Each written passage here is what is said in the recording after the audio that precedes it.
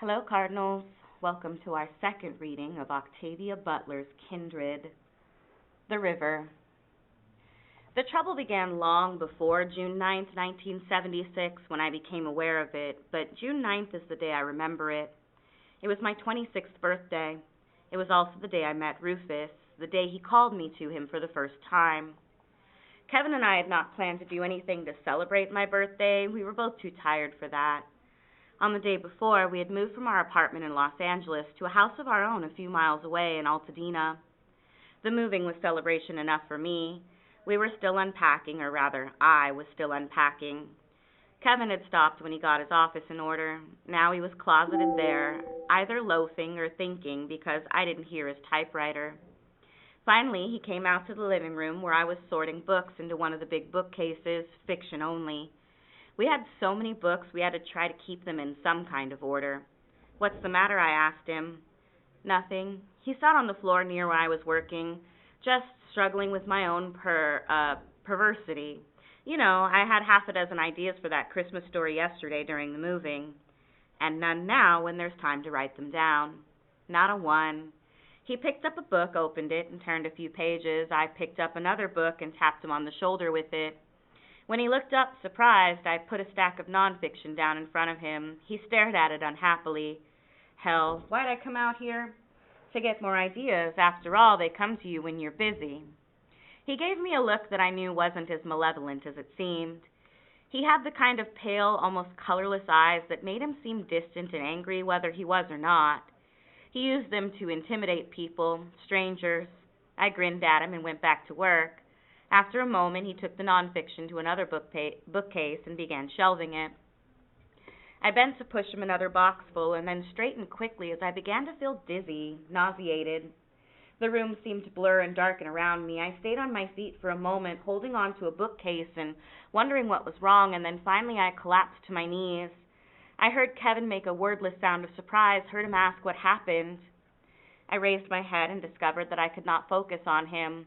"Something is wrong with me," I gasped. I heard him move toward me, saw a blur of gray pants and blue shirt, and then just before he would have touched me, he vanished. The house, the books, everything vanished. Suddenly I was outdoors, kneeling on the ground beneath trees. I was in a green place. I was at the edge of the woods. Before me was a wide, tranquil river, and near the middle of the river a child was splashing, screaming, drowning. I reacted to the child in trouble. Later I could ask questions, try to find out where I was, what had happened. Now I went to help the child. I ran down to the river, waded into the water, fully clothed, and swam quickly to the child. He was unconscious by the time I reached him, a small, fair, red-haired boy floating face down. I turned him over, got a good hold on him so that his head was above water, and towed him in. There was a red-haired woman waiting for us on the shore now, or rather, she was running back and forth crying on the shore. The moment she saw that I was wading in, she ran out, took the boy from me, and carried him the rest of the way, feeling and examining him as she did. "He's not breathing," she screamed. Artificial respiration. I had seen it done, been told about it, but I had never done it. Now was the time to try. The woman was in no condition to do anything useful, and there was no one else in sight. As we reached shore, I snatched the child from her. He was no more than 4 or 5 years old and not very big. I put him down on his back, tilted his head back, and began mouth-to-mouth resuscitation. I saw his chest moved as I breathed into him, and then suddenly the woman began beating me. "You killed my baby," she screamed. "You killed him." I turned and managed to catch her pounding fist. "Stop it," I shouted, putting all the authority I could into my voice. "He's alive." Was he? I couldn't tell. Please, God, let him be alive. "The boy's alive. Now let me help him." I pushed her away, glad she was a little smaller than I was, and turned my attention back to her son. Between breaths, I saw her staring at me blankly, and then she dropped to her knees beside me, crying. Moments later, the boy began breathing on his own, breathing and coughing and choking and throwing up and crying for his mother. If he could do all that, he was all right. I sat back from him, feeling lightheaded, relieved I had done it. "He's alive," cried the woman. She grabbed him and nearly smothered him. "Oh, Rufus, baby." Rufus. Ugly name to inflict on a reasonably nice-looking little kid. When Rufus saw that it was his mother who held him, he clung to her, screaming as loudly as he could. There was nothing wrong with his voice, anyway. And then suddenly there was another voice. What the devil's going on here? A man's voice, angry and demanding. I turned, startled, and found myself looking down the barrel of the longest rifle I had ever seen. I heard a metallic click and froze, thinking I was going to be shot for saving the boy's life. I was going to die.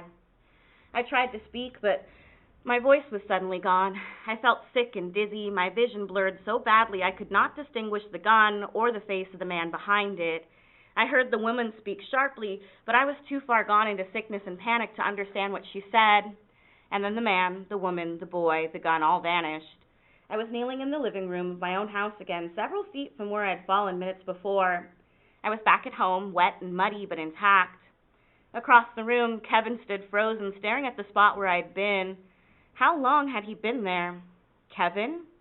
He spun around to face me. What the hell? How'd you get over there? He whispered. I don't know. Dana, you... He came over to me, touched me tentatively as though he wasn't sure I was real. And then he grabbed me by the shoulders and held me tightly. What happened? I reached up to loosen his grip, but he wouldn't let go. He dropped to his knees beside me. Tell me, he demanded. I would if I knew what to tell you. Stop hurting me. He let me go, finally, stared at me as though he just recognized me. Are you all right? No. I lowered my head and closed my eyes for a minute. I was shaking with fear, with residual terror that took all the strength out of me.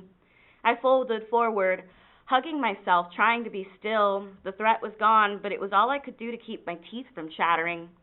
Kevin got up and went away for a moment. He came back with a large towel and wrapped it around my shoulders. It comforted me somehow, and I pulled it tighter. There was an ache in my back and shoulders where Rufus's mother had pounded with her fist. She had hit harder than I realized, and Kevin hadn't helped.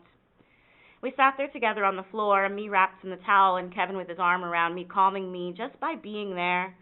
After a while, I stopped shaking. Tell me now, said Kevin. What?